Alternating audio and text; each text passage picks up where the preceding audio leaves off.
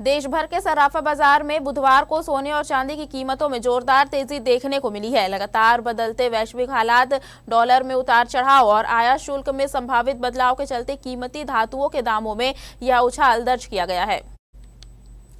Report के अनुसार 24 carat सोने के दामों में करीब 9,000 रुपए तक की बढ़ोतरी हुई है। इसके साथ ही चांदी की कीमतों में भी तेज उछाल देखने को मिला है और कई शहरों में चांदी 2,80,000 रुपए प्रति किलो के पार पहुंच गई है। जानकारी के मुताबिक 24 कैरेट सोना अब लगभग 1,51,000 रुपए प्रति 10 ग्राम के आसपास कारोबार कर रहा है, जबकि 22 कैरेट सोना भी करीब 1,39,000 रुपए प्रति 10 ग्राम तक पहुंच गया है। बाजार विशेषज्ञों का कहना है कि अंतर्राष्ट्रीय स्तर पर जारी आर्थिक अनिश्चितता, पश्चिम एशिया में तनाव और शेयर बाजार में उतार चढ़ाव के कारण निवेशक सुरक्षित विकल्प के रूप में सोने की ओर रुख कर रहे हैं। वहीं सरकार की ओर से आयात शुल्क में बदलाव की अटकलों ने भी घरेलू बाजार को प्रभावित किया है।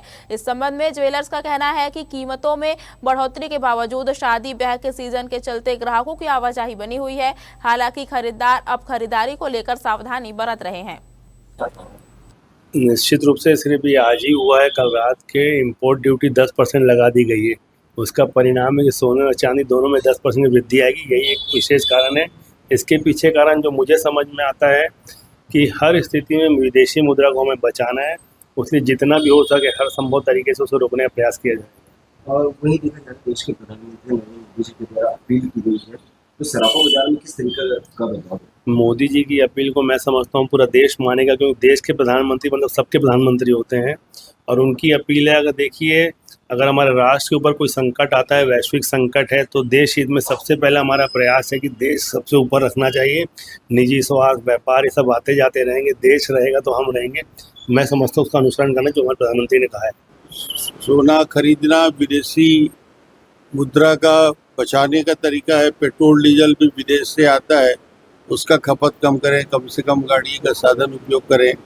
ये देश के लिए, देश के आर्थिक व्यवस्था के लिए जरूरी है। ना पेट्रोल मिल रहा है, ना डीजल मिल रहा है। गैस के सिलेंडर मनमाने हैं, दरों को बढ़ा दिया गया है। छोटे छोटे होटलों में, ढाबों में, रेस्टोरेंट में जो खाद्य पदार्थ हैं उसके दामों को बढ़ा दिया है। तो पूरी तरीके से ये सरकार जो है इस संकट से निपटने में असक्षम है। हमारे नेता राहुल गांधी जी कई समय से इस बात को बोल रहे थे कि आने वाले दिनों में सरकार बहुत विषम संकट में देश को डालने वाली है। सरकार तैयारी कर ले।